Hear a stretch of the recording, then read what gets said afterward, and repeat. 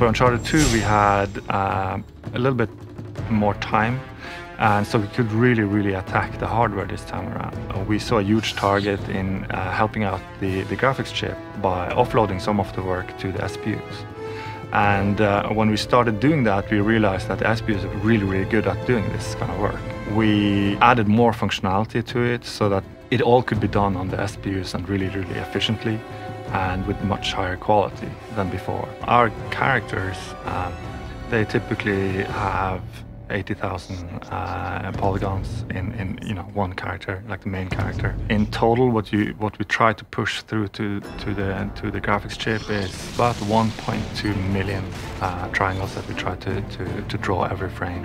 We do a lot using the cell processor. We make heavy use of assembly programming, which is really nitty-gritty programming.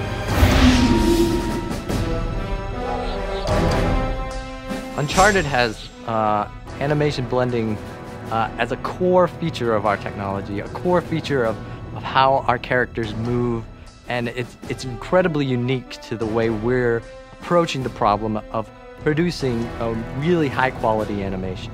We can have animations that range anywhere from just a couple of animations to up to 20, 30 animations at one time affecting a character, affecting them in various parts like hands, face, shoulders, back, and legs.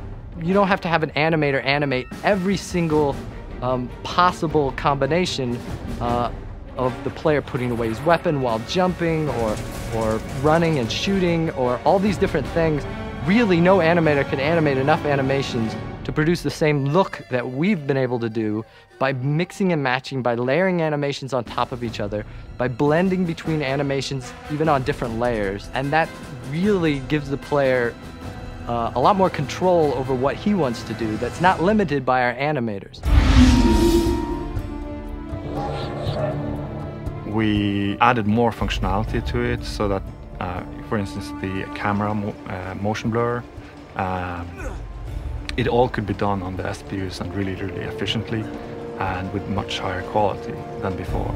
So we added lots of things on top of it, including bloom and downsampling, the focal blur.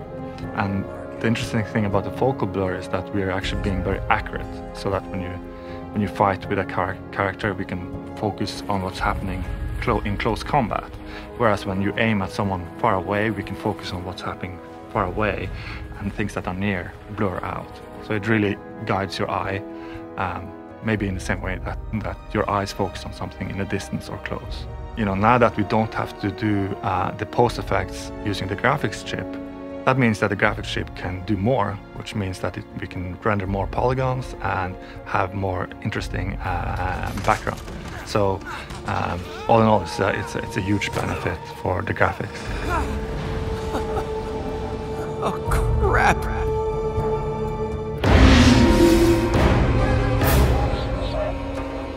We really wanted to push the PS3, which we knew we could push even further from what we had done with the first game.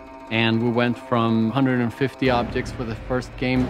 This game, we're capable of over 500 objects in like just a couple of milliseconds. And that has allowed us to make the world come to life, to really feel real, feel like you're not in this like frozen wasteland, but really that you're in a building that's being destroyed, that you're in a war zone with everything going on around you, that things are more real than they ever have been before.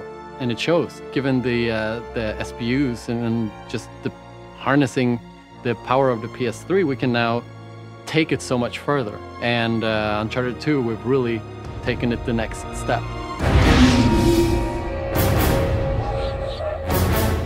Because our game is very much an action movie, right? So you would expect to have it look sort of like a movie. It's still stylized, but movie-like.